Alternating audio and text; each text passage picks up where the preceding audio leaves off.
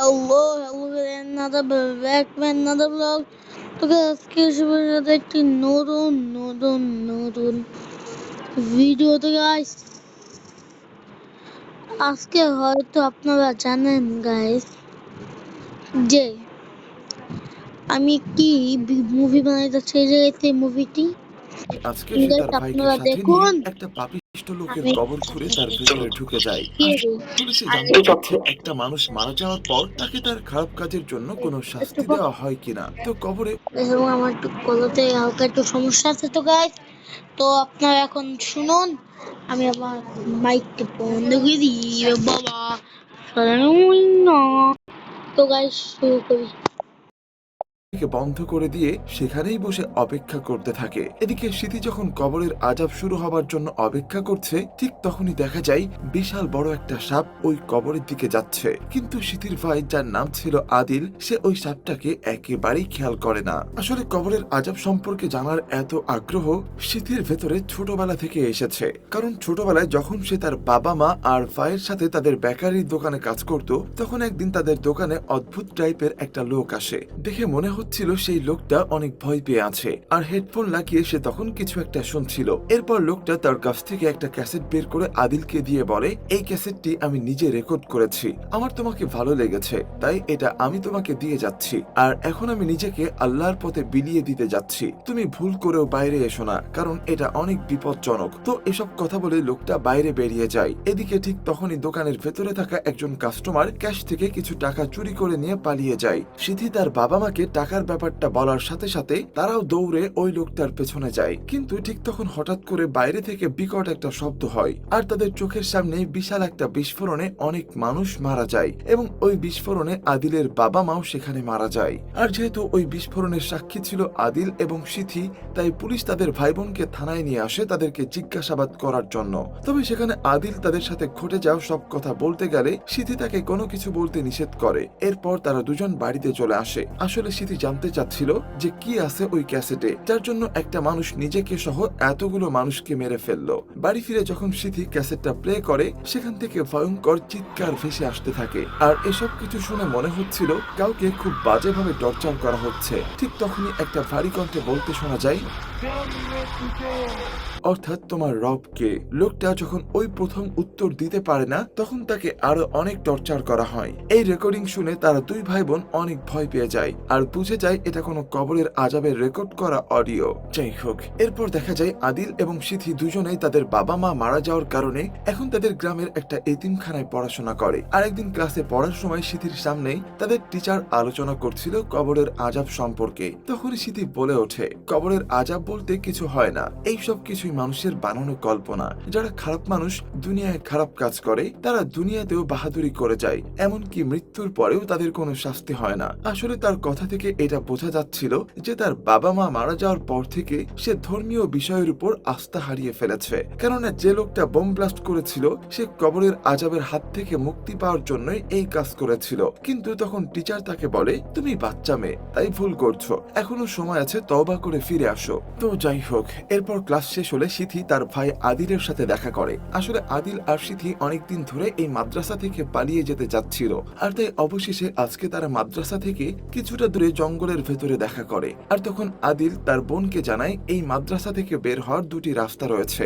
একটা হচ্ছে মেইন রাস্তা, যেখানে মাদ্রাসার লোকজন পাহারা দেয়, আর অন্য একটা রাস্তা হচ্ছে তাদের সামনে থাকা এই টানেলটা। কিন্তু সবাই বলে টানেলটা নাকি ভুতুরে, আর এর ভেতরে কোনো মানুষ ঢুকলে সে আর ফিরে আসতে পারে না। তবে সিথি এসবের কিছুই তোয়াক্কা করে না, তাই সে ভাই আদিলকে নিয়ে এই টানেলের ভেতর ঢুকতে শুরু করে। তবে ভেতরে যেতে যেতে এক পর্যায়ে সেখানে অন্ধকার এতটাই বেড়ে যায় যে সিথি আর তার ভাইকে দেখতে পায় না। তখন তার ভাইকে খুঁজতে খুঁজতে হঠাৎই সে তার সামনে তাদের মাদ্রাসার ড্রেস পরা একটা বাচ্চাকে বসে থাকতে দেখে। তখন সে ওই বাচ্চা ছেলেটাকে তার নাম জিজ্ঞাসা করে। তখন ওই ছেলেটা অদ্ভুত ভাবে দাঁড়িয়ে উত্তর দেয়, তার নাম ইসমাইল। তবে ছেলেটার হাবভাব দেখে সিথি বুঝতে পারে এটা মোটেই কোনো সাধারণ মানুষ নয়, বরং হয়তো কোনো জিন বা প্রেতাত্মা। তাই ভয় পেয়ে সিথি সেখান থেকে উল্টো দৌড় দিয়ে আবার টানেলের বাইরে বেরিয়ে আসে, আর বের হয়ে দেখে তার ভাই আদিল গ্রামবাসীদেরকে নিয়ে বাইরে তার জন্য অপেক্ষা করছে।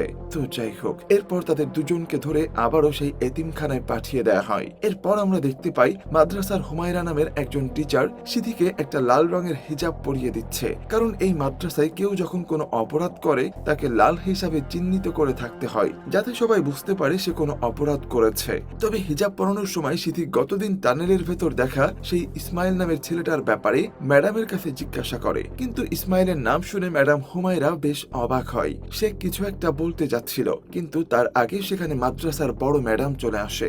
যাই হোক, এরপর সিথি তার বান্ধবীদের সাথে সকালবেলা যখন পড়তে যাচ্ছিল তখন সে তাদের মাদ্রাসায় কালো গাড়িতে কাউকে আসতে দেখে, আর এই লোকটাই মূলত এই মাদ্রাসার প্রতিষ্ঠাতা, তাই মাঝে মাঝেই সে এখানে আসে। তো ওই দিন রাতে যখন সিথি ক্লাসে বসে পড়াশোনা করছিল তখন হঠাৎ করে জানালার বাইরে সে প্রধান শিক্ষিকা আর টিচার হুমায়রার কথা শুনতে পায়, আর তাদের দুজনের কথা শুনে সিথি বুঝতে পারে আজকে ওই কালো গাড়িতে আসা লোকটা মাদ্রাসার কোনো ছেলেকে নিয়ে মজা করবে, আর এমন কাজ নাকি সে প্রতিনিয়তই করে। তখন ম্যাডাম হুমায়রা বলে, আমরা কোনো প্রতিবাদ করিনি বলে ইসমাইল নামের সেই ছেলেটা তারা এই বাজে কাজ করার সময় মেরে ফেলেছে, তাই আমি চাই না আর কোনো ছেলের সাথে এরকম ঘটনা ঘটুক। কিন্তু তখন অন্য টিচার তাকে থামিয়ে দেয় আর বলে, আমাদের কাছে এই ব্যাপারে কোনো প্রমাণ নেই, আর তাছাড়া সে বাচ্চাদের জন্য ওই মাদ্রাসায় অনেক টাকা পয়সা ডোনেট করে। এটা শুনে হুমায়রা প্রধান শিক্ষিকাকে জিজ্ঞেস করে এবার কাকে পাঠানো হবে। তখন প্রধান শিক্ষিকা বলে, এবার পাঠানো হবে সিথির ভাই আদিলকে। আর এটা শোনা মাত্রই সিথি বুঝতে পারে তার ভাইয়ের সাথে আজ রাতে অনেক খারাপ কিছু ঘটবে, তাই সিথির সাথে সাথে দৌড়ে তাদের মালিকের বাংলোর দিকে যেতে থাকে।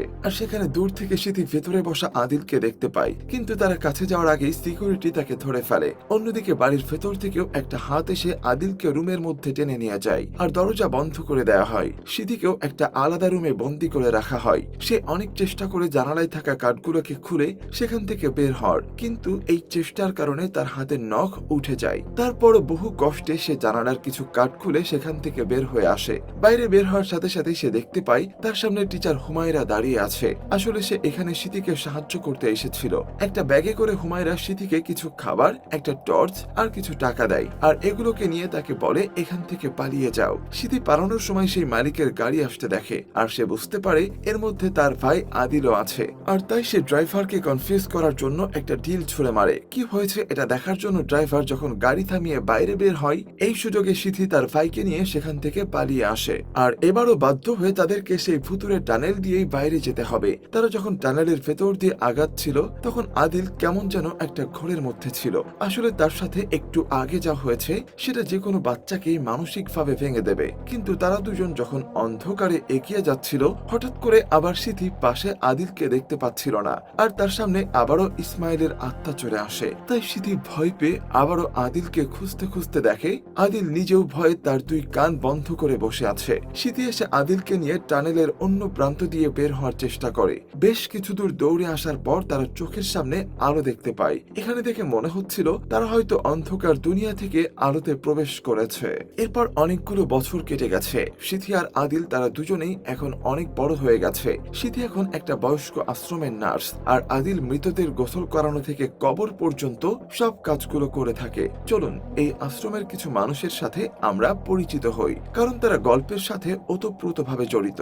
এখানে ছিল একজন অন্ধ মহিলা যার নাম জুইটা, আর সে নাকি মৃত মানুষের সাথে কথা বলতে পারত।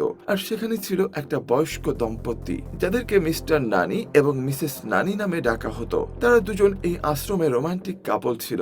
এরপর সেখানে ছিল লানি নামের আরেকজন কম বয়সী নার্স, আর এছাড়াও সেখানে আরো একজন বৃদ্ধকে দেখা যায় যে বসে বসে টিভিতে তার মেয়েকে দেখছিল, কারণ সে একটা টক শো এর উপস্থাপিকা।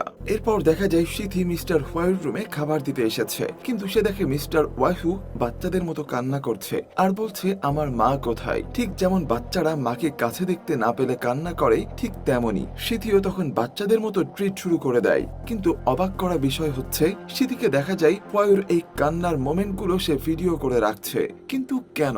এরপর যখন সে রুমে আসে তখন দেখা যায় এর আগেও সে এমন অনেক ভিডিও করেছে যেগুলো সে তার ল্যাপটপে যত্ন করে রেখে দিয়েছে। আর এরপরেই তাকে দেখা যায় আরো কিছু ভিডিও দেখতে যেখানে সায়েন্টিস্টরা ভূত প্রেত আর মৃত্যুর পরের জীবন নিয়ে আলোচনা করেছে। তবে সিথি কিন্তু এসব একদমই বিশ্বাস করে না। এর পরের দৃশ্যে আমরা দেখতে পাই আদিলকে। সে একটা মৃতদেহ গোসল করাচ্ছিল, আর গোসল করানোর পর সে ওই লোকটাকে কবরে দেয়। আর সেখানে তার পাশে সিথিকে দেখা যায়। তাদের দুজনের কথা থেকে এটা স্পষ্ট বোঝা যায় যে সিথির মাথা থেকে এখনো কবরের আযাবকে মিথ্যা প্রমাণ করার ভূত নামেনি। আর সে এই নার্সিং হোমে চাকরি নিয়েছে যাতে একজন বৃদ্ধ মানুষেরা মারা গেলে সব থেকে খারাপ মানুষটাকে সেটা জানতে পারে এবং তার কবরের আযাব হচ্ছে কিনা এটাও পরীক্ষা করে দেখতে পারে। আর তার ভাই আদিলকেও লাশ গোসল করানোর আর কবর দেওয়ার চাকরিও সে দিয়েছে এই কারণেই। সিথির প্ল্যান ছিল যে সে যে করেই হোক এটা প্রমাণ করবে যে কবরের আযাব বলতে কিছুই হয় না। আর সেই লোকটা যে তাদের দোকানের সামনে বোম ব্লাস্ট করেছিল সে আসলে পাশের আমেরিকান দোকানটাকে উদ্দেশ্য করে আক্রমণ চালিয়েছিল, কারণ তার মনে হচ্ছিল হয়তো অন্য ধর্মের মানুষকে মারতে পারলে সে কবরের আযাব থেকে বেঁচে যাবে। আর পরবর্তীতে সে কবর থেকে ওই লোকটার আযাবের শব্দ রেকর্ড করেছে বলে জানিয়েছিল।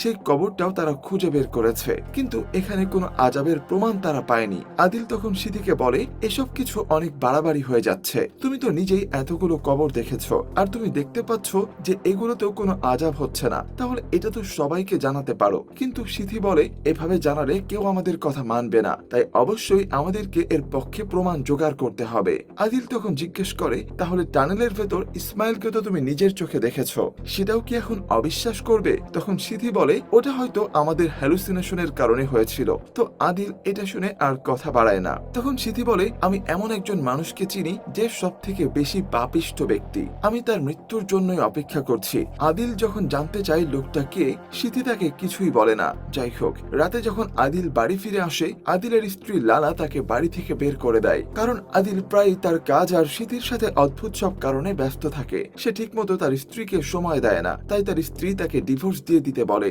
আর তার ব্যাগ বাড়ির বাইরে বের করে দেয়। বেচারা আদিল বুঝতে পারে যে আসলে সে তার স্ত্রীর সাথে অন্যায় করেছে, তাই আর তেমন কিছু না বলেই ব্যাগ ঘাড়ে নিয়ে সেখান থেকে চলে আসে। অন্যদিকে আমরা দেখতে পাই সিথি তখন মিস্টার ওয়াহুর রুমে এসেছে, আর তারা দুজনে কথা বলার এক পর্যায়ে ওয়াহু স্বীকার করে যে সিথির গ্রামের এতিমখানার প্রায় 50টারও বেশি বাচ্চাকে মোলেস্ট করেছে। আসলে ওই ওয়াহু হলো সিথিদের গ্রামের এতিমখানার সেই মালিক, যে ওই দিন রাতে তার ভাই আদিলকেও খুব বাজেভাবে বলাৎকার করেছিল। তাই সিথির মতে ওয়াহু একজন বড় পাপী। আর সিথি তাকে বলে, আমি আসলে তোমার কবরের আযাব হয় কিনা এটা দেখতে চাই, আর এরপরে সিদ্ধান্ত নেব মৃত্যুর পরের জীবন আছে কি নেই। আর এখান থেকে আমরা বুঝতে পারি আসলে ওয়াহু এখানে আছে জেনেই সিথি এই বৃদ্ধাশ্রমে চাকরি নিয়েছে, যাতে সে মারা গেলে তার কবরের আযাব হয় কিনা এটা পরীক্ষা করতে পারে। কিন্তু তাদের এই কথাগুলো সবকিছুই এতক্ষণ বাইরে থেকে দাঁড়িয়ে শুনে ফেলে আদিল। আর সে ভেতরে এসে ওয়াহুকে দেখে নিজের রাগ কন্ট্রোল করতে পারে না, কারণ যে লোকটা তার শৈশবের স্মৃতিকে দুঃস্বপ্নে পরিণত করেছে তাকে কিভাবে ছেড়ে দেবে আদিল। তাই ওয়াহুর গলা চেপে তাকে মেরে ফেলতে লাগে আদিল, কিন্তু সিথি তাকে বারবার ছেড়ে দিতে বলে, কারণ সে চায় যদি কবরের আযাব সত্যি হয়ে থাকে তাহলে সে যেন তার শাস্তিটা কবরে গিয়েই পায়। কিন্তু আদিলের কথা শুনে বোঝা ছোটবেলার এই ধাক্কার কারণে সে মানসিকভাবে এতটা ডিস্টার্ব যে নিজের ক্যারিয়ার এবং ফ্যামিলির উপর সে ঠিকমতো ফোকাস করতে পারে না। হঠাৎ করে ওয়াহু তার ড্রয়ার থেকে একটা বন্দুক বের করে আর নিজের মুখে ঢুকিয়ে গুলি করে দেয়, আর সাথে সাথেই সে সেখানে মারা যায়। গুলির শব্দে আশ্রমের বাকি মেম্বাররা সেখানে এসে হাজির হয়। আর এই ঘটনা শুনে ওয়াহুর পরিবার তার মৃত্যুটাকে পাবলিক করতে চাচ্ছিল না, তাই সেই রাতেই তাকে দাফন করার সিদ্ধান্ত নেওয়া হয়। আর কেউ না থাকার কারণে বাধ্য হয়ে আদিলকেই তার লাশটাকে গোসল করাতে হয়। সিথির প্ল্যান হলো সে কবরের আযাব ওয়াহুর লাশের পাশে শুয়ে পড়ে। তার বাবা মা মারা যাওয়ার